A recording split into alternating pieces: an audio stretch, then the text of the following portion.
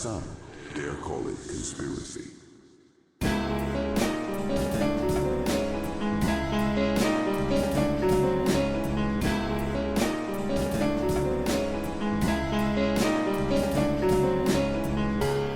Hello Initiates, we've got a Someday I Call It Conspiracy extra portion for you here. This is a blog that I did quite a while ago, and it's a bit of an interesting one because at the time I was still dangling my feet in the conspiracy world quite heavily. But at the time, the EU was considered to be the worst thing on the planet. It was the stepping stone to the New World Order. It was tyrannical. They were imposing all sorts of laws on us and making our lives particularly hellish. And so I discovered that that wasn't really true. And so the weird thing about this blog is it's me trying to sort of pander to the conspiracy crowd whilst actually finding stuff out about the conspiracy crowd that isn't true. It also includes mind control, manipulation programs, media manipulation, think tanks, the oil industry, stolen elections, and all that stuff that should appeal to the conspiracy crowd, but in this case didn't at all because it doesn't go along with their preconceived narrative. This is the story of Cambridge Analytica, a real conspiracy that was completely ignored by the conspiracy crowd. Cambridge Analytica Part 8, The Koch Brothers and the Atlas Network, and this was first published on Tuesday the 26th of February 2019. The Atlas Network. Hi there, pot pickers. Hope you're all well. So what have we got today? Well, I've been looking at this thing called the Atlas Network. Essentially, it is a set of different think tanks that have been set up over South America in order to instigate dissent, start grassroots protests against governments, but only certain types, and push policy change that ultimately favours big business and rolls back taxes for the wealthy, rolls back workers' rights, safety provisions, and environmental checks. By sheer coincidence, it is currently mainly donated to by those charming fellows, the Koch brothers. Look, I know these posts are long, but please do take the time to read or listen to them. Do it at work. Yeah, hell yeah, stick it to the man. Get paid for subverting the system. Come on, that's punk as all heck. That's kind of the point.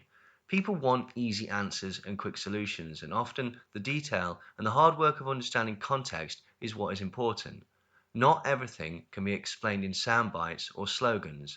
Sometimes you just have to read a lot of stuff. I realise that makes me seem hugely arrogant, but I promise you I'm not. I'm actually a pretty humble and modest guy. In fact, if there was a contest for who was the most modest, I would definitely win without a doubt. I would smash it, no question. I would totally own that shit, hands down. Alejandro Chaufan. Alejandro Chaufan has headed up the Koch brothers' Atlas Economic Research Foundation, more succinctly known as the Atlas Network, since 1991.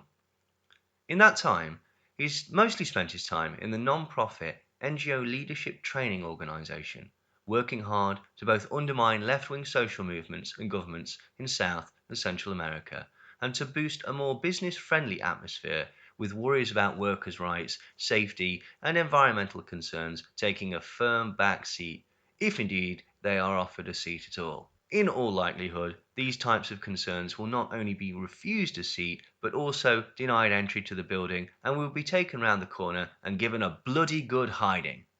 Spurred on by scandals, corruption, outside interference, attempted coups, destabilisation, and an artificial drop in the price of commodities such as oil and other exports that South America rely on, the Atlas Network was able to capitalise off the political chaos in the region and promote their own solutions to these problems.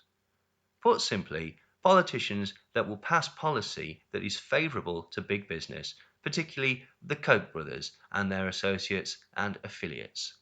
When there is an opening, you have a crisis, and there is some demand for change. You have people who are trained to push for certain policies, Chaufan noted, paraphrasing the late Milton Friedman. And in our case, we tend to favour to private solutions to public problems. Chaufan credits his work at the Atlas Network as hastening the right-wing elements of the governments in Argentina, Bolivia, and Brazil. Pensar. For example, Fundación Pensar was an Atlas Network think tank that was intrinsically intertwined with the political campaign of PRO and Mauricio Marci, who became the president of Argentina in 2015.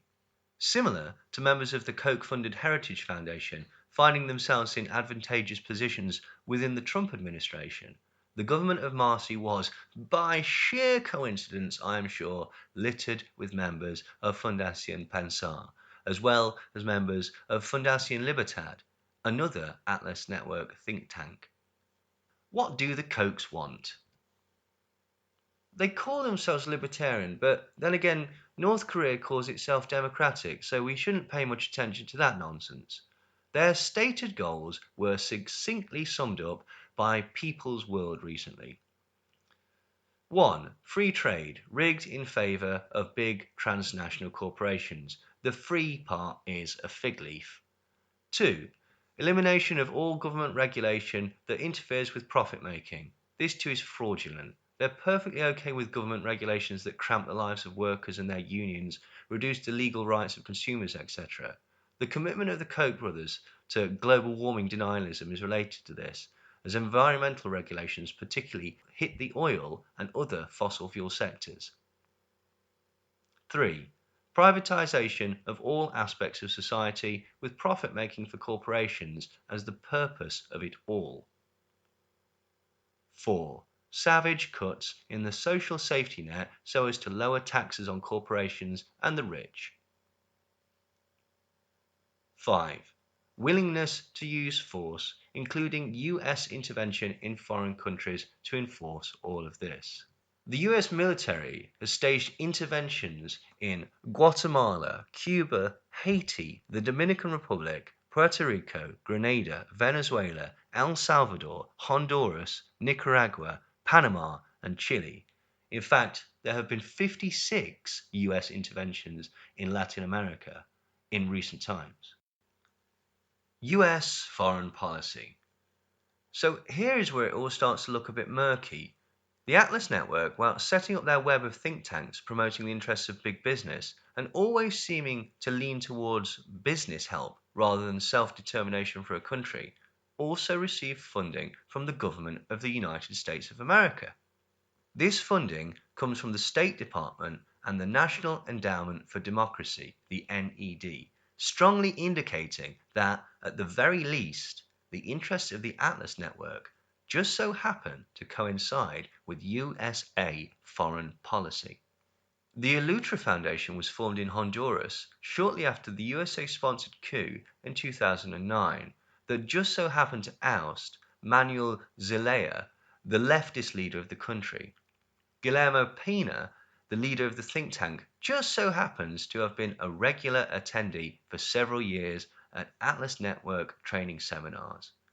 In early 2010, Porfirio Lobo Sosa, a more right-leaning candidate, became president, and ever since, Sosa and the Honduran government have looked to Elutra for advice on policy decisions. Just so you know, it was this coup and the tyrannical government that followed that was the primary reason behind the migrant caravan that we're all supposed to be terrified of not so long ago. The Instituto Liberal was founded in Rio de Janeiro in 1983 and was one of the first Atlas Network affiliates in South America. It also received funding from the US government's National Endowment for Democracy and was founded by Donald Stewart, a construction magnate who made his fortune working for Brazil's military dictatorship whilst being paid by USAID. The group is best known for sponsoring Rodrigo Constantino, a journalist and arsehole known as the Breitbart of Brazil. The Interdisciplinary Centre of Ethics and Personal Economics of Rio de Janeiro is a religious think tank of Atlas that develops theological arguments for policies that benefit the entrepreneurs and businesses. The centre replicates the model of the US Acton Institute, financed by Betsy DeVos, the Secretary of Education, who is also connected to Turning Point USA and other Koch affiliates. Its editorial board includes Alejandro Chaufan and Yves Gandra da Silva Martins, the lawyer who was involved in framing the arguments for the political trial of Dilma Rousseff and the arguments to prevent the trial of her successor, Michel Temer. The Atlas Network boasts of having affiliations with at least 450 different think tanks all over the planet. The network has 13 affiliated entities in Brazil, 12 in Argentina, 8 in Chile and Peru, 5 in Mexico and Costa Rica, 4 in Uruguay, Venezuela, Bolivia and Guatemala, 2 in the Dominican Republic, Ecuador and El Salvador, and 1 in Colombia, Panama, the Bahamas, Jamaica and Honduras. Recently, they have boasted of involvement with the anti-government protests in oil-rich Venezuela and also of backing the current president of Chile, Sebastián Pinera. Brazil. Corruption and scandals involving all spheres of the political spectrum have been sweeping Brazil for some time now. The country's history is very complicated, and I have neither the knowledge, skill, nor time to fully explain all the ins and outs. However, in its recent history, the Atlas Network was again able to capitalize on the wave of anti-government sentiment and somehow steer it clearly towards blaming socialist or welfare schemes and touting big business as the saviors who would wrest control and drag the citizens from the jaws of doom. You know, just what big business has its well-deserved reputation for. Christ. Most of the anger was directed at President Dilma Rousseff, and most of it came from the Free Brazil movement, known by its Portuguese initials MBL. This is a group seemingly made up of concerned, politically motivated millennials. However, a surprising amount of them seem to have received some type of training in political organization in the USA. I am sure this too is just a coincidence.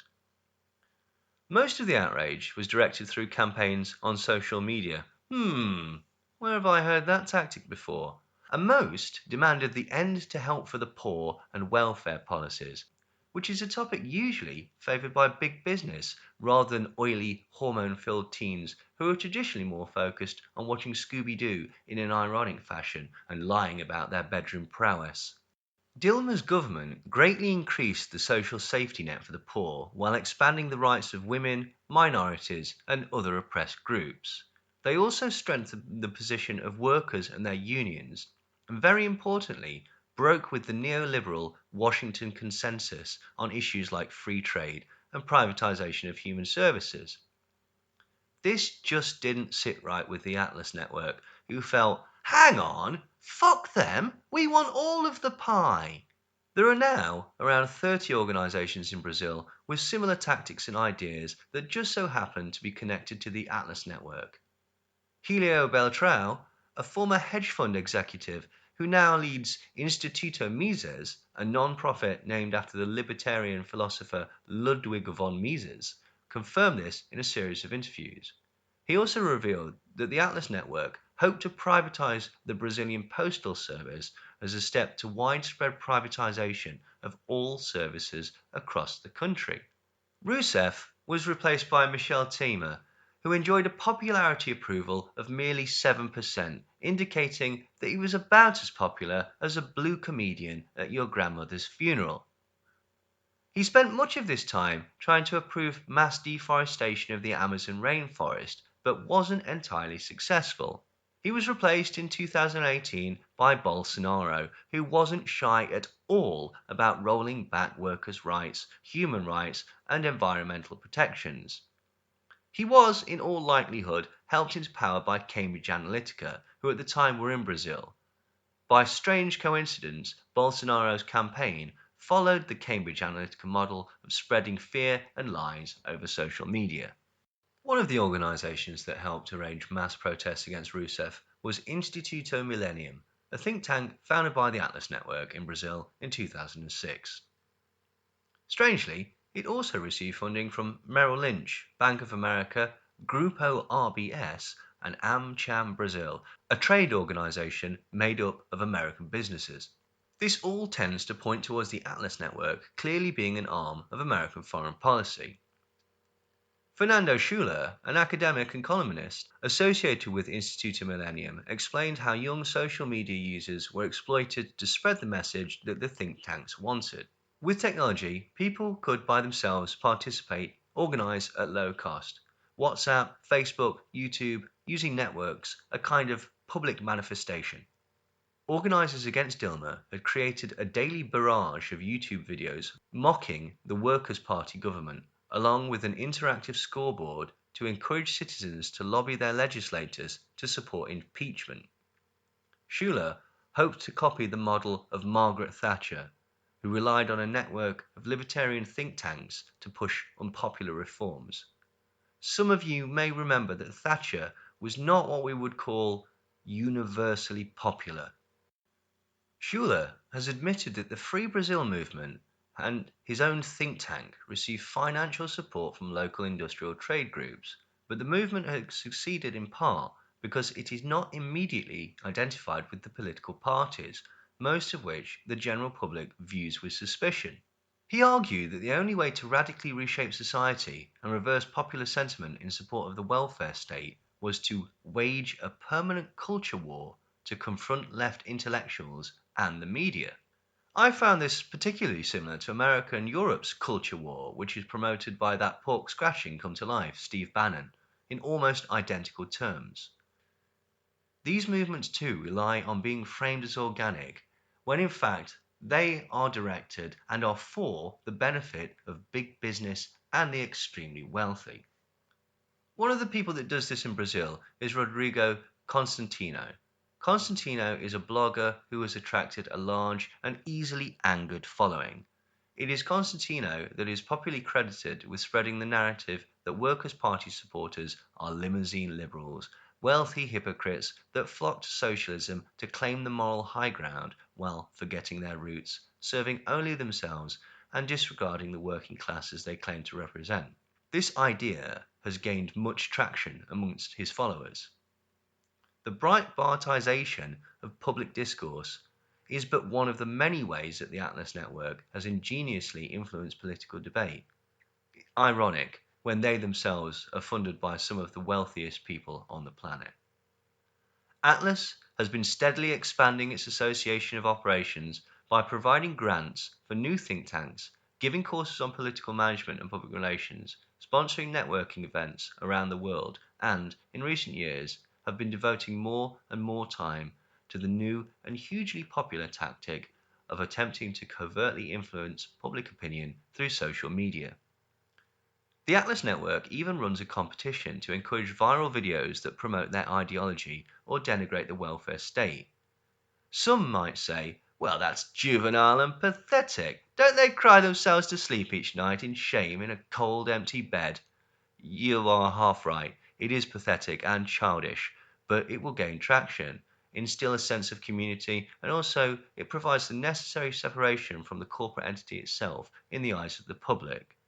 James O'Keefe of Project Veritas fame has appeared before Atlas to explain his methods.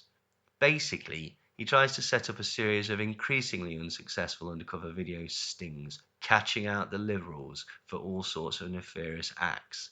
Sadly, thus far, he has exposed no one and achieved absolutely nothing apart from receiving some pretty hefty criminal charges. But that doesn't seem to have disheartened him or his fans, so kudos to them. One has to admire their optimism for future projects. You may remember that O'Keefe is also paid for his work by Robert Mercer of Rebel Media, Nina Rosenwald of Gatestone Media, and also by the Kochs via their Heritage Foundation. Venezuela. From The Intercept magazine. Among its other exploits of late, Atlas has played a role in a Latin American nation ruled by the region's most acute political and humanitarian crisis, Venezuela. Records obtained through the Freedom of Information Act by author and activist Eva Gollinger, as well as State Department cables disclosed by whistleblower Chelsea Manning, reveal US policymakers' sophisticated effort to use Atlas think tanks in a long-running campaign to destabilize the reign of Venezuelan leader Hugo Chavez. As early as 1998, Sedis Libertad, Atlas's flagship think tank in Caracas, Venezuela's capital, received regular financial support from the Center for International Private Enterprise.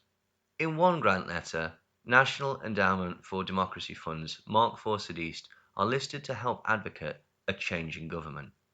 The director of Cadiz was among the signatories of the controversy Carmona Decree, supporting the short-lived military coup against Chavez in 2002. A 2006 cable laid out a strategy from US Ambassador William Brownfield for funding politically active non-profits in Venezuela. 1. Strengthening democratic institutions. 2. Penetrating Chavez's political base. 3. Dividing Chavismo. 4. Protecting vital US business. And 5. Isolating Chavez internationally.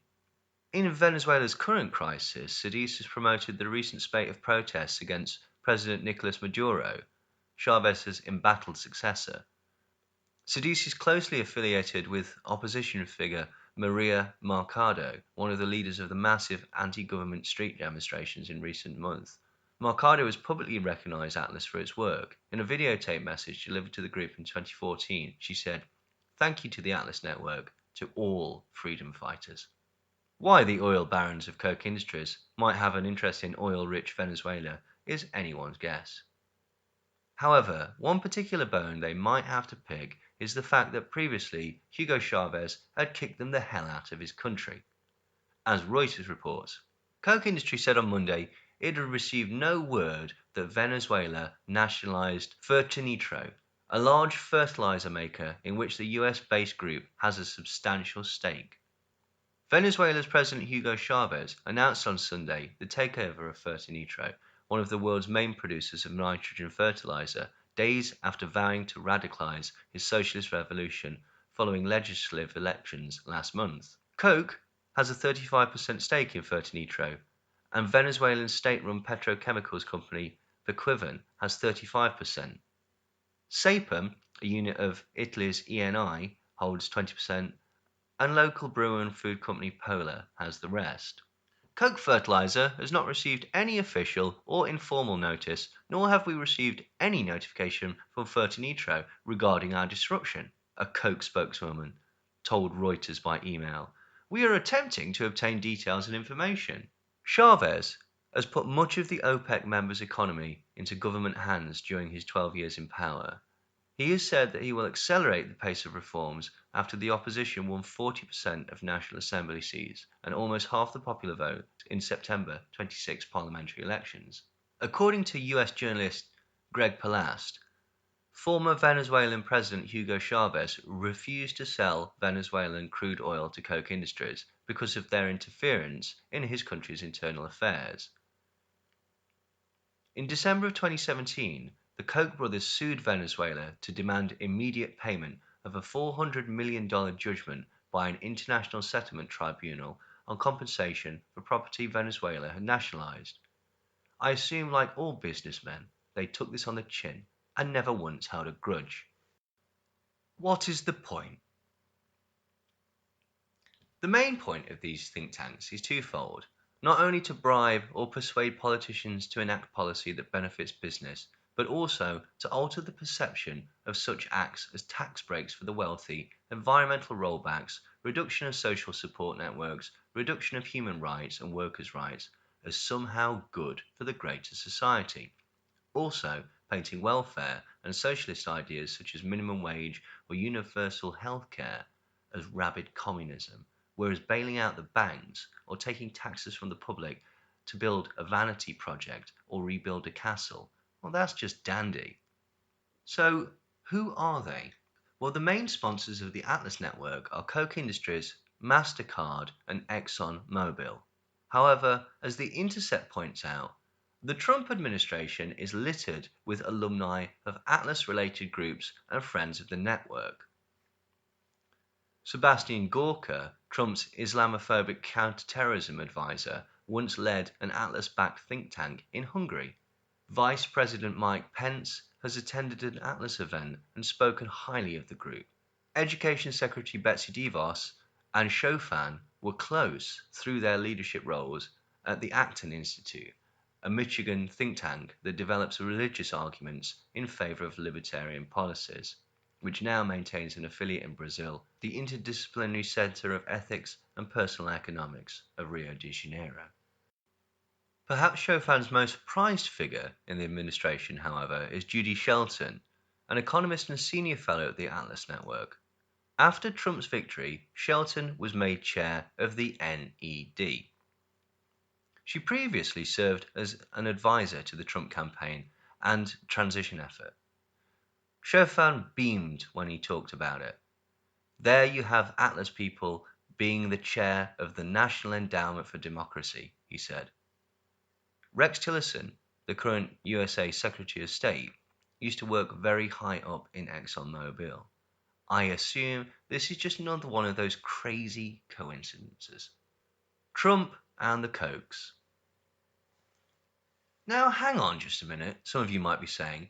Trump and the Koch brothers don't get along. Ha! See, you're an idiot, and I bloody well knew it all along. Plus your hair is stupid, and you should stop wearing band shirts. You're a grown man, for God's sake. Okay, fair enough. Some of that previous statement is inaccurate. As reported in the New York Times, despite public falling outs over tariffs and other matters, the Trump administration's rollercoaster ride of lunacy has been ideal for slipping through a whole raft of policies and regulatory rollbacks that the Kochs have been after for years. A 2014 Washington Post story described the Koch political empire as a labyrinth of tax-exempt groups and limited liability companies designed to mask the sources of the money. Much of this money continues to go to voter mobilization and television ads and financing the construction and maintenance of some of the most sophisticated and detailed voter lists anywhere. The Koch network, which in many respects has eclipsed the official Republican Party, has nurtured the careers of a host of politicians from Mike Pence to Scott Walker to Mike Pompeo. Major beneficiaries of the Koch network include the Tea Party, the Cato Institute, the National Federation of Independent Businesses and Groups, specifically created to act as conservative counterweights to a panoply of liberal interest groups. For example, the 60 Plus Association and the Centre to Protect Patient Rights are conservative alternatives to the AARP. The Koch's policy objectives that have been realised since Trump took office are legion. Enactment of the $1.5 trillion tax cut, the opening of public lands to mining, the appointment of men and women with industry ties to key regulatory posts, weakened enforcement of worker safety rules, the proposed elimination or rollback of numerous environmental regulations, the appointment of Neil Gorsuch to the Supreme Court, along with the nomination of Brett Kavanaugh, and the appointment of judges favoured by the Kochs to all levels of the federal bench. So just to add to the list of shills for big business, we have Mike Pompeo, Mike Pence, Brett Kavanaugh, Sebastian Gorka, Rex Tillerson, and Neil Gorsuch. Woohoo! Make America great again, etc. You don't believe me, do you? Right, well here it is from the horse's mouth. At a July gathering of Koch network donors in Colorado Springs, Charles Koch took a conciliatory approach when speaking specifically about Trump. Asked if Trump was to blame for heightened national divisiveness, Koch replied, "We're all part of it. None of us are perfect. We've had divisiveness long before Trump became president, and we'll have it long after he's no longer president. I'm into hating the sin, not the sinner." Koch also told donors, "We've made more progress in the past 5 years than I've made in the previous 50. Somehow, and for some reason, whatever that may be, Trump has pushed through unpopular actions by convincing his base that they are in fact needed, wanted, and good for America." An April 2017 Gallup poll, conducted as Congress began consideration of the Koch-backed tax bill, which was passed in December, found that 63% of voters believed that the rich paid too little in taxes, and 67% believed that corporations paid too little. In other words, they were directly opposed to what the bill actually did. Similarly, a Reuters poll earlier that year found that 61% of voters wanted Environmental Protection Agency regulations either strengthened, 39%, or maintained, 22%. 19% backed weakening EPA rules, a prime objective of the Kochs, much of whose wealth derives from the petroleum and chemical industries.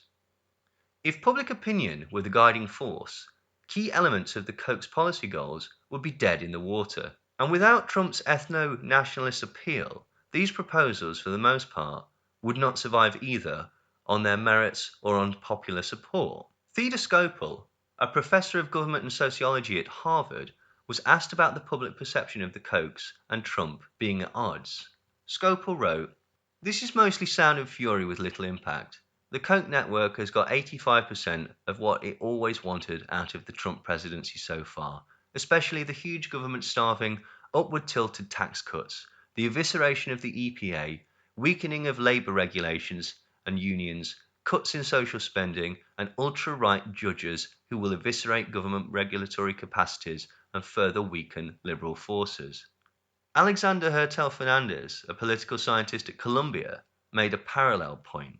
On most issues, the Trump administration, working together with a Republican Congress that the Kochs helped to elect, has embraced the vision of the Republican Party that the Kochs have pursued aggressively over the past 3 decades. That includes implementing massive cuts to taxes, especially on businesses, dismantling the Affordable Care Act, appointing very conservative, free market-orientated judges to the federal judiciary, and efforts to undermine economic and environmental regulations.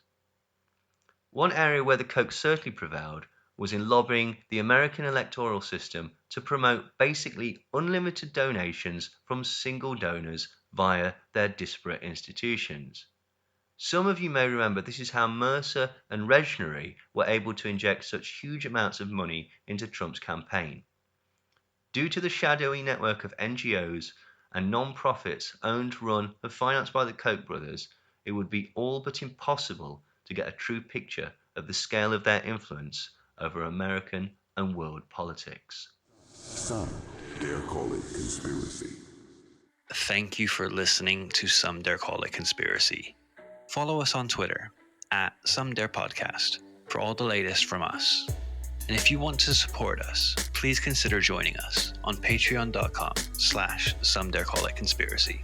You'll be able to get early access to episodes, including each full deep dive series on day 1, and exclusive Patreon-only episodes. When you subscribe to our Initiate tier for a $5 or our Handler tier for a $10, you'll get a welcome pack of 4 of Neil's books, 8 of my albums and EPs, and a PDF of Headache Comics 4, courtesy of Nicholas C. Gray.